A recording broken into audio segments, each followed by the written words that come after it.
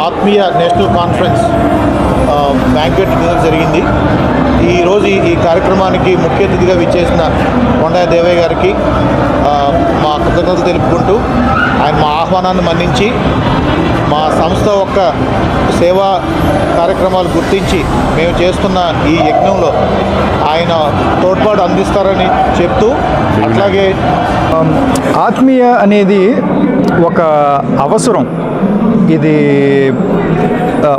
ఒక 2 సంవత్సరాల క్రితం ఒక అవసరం ఇది. ఎందుకంటే ఒక కమ్యూనిటీ, ఒక స్టేట్, ఒక సిటీ, ఒక దేశం బాగుపడాలంటే కనుక ముఖ్యంగా కావాల్సింది ఆర్థిక శక్తి. ఆర్థిక శక్తి మనకి ఖచ్చితంగా రావాలి.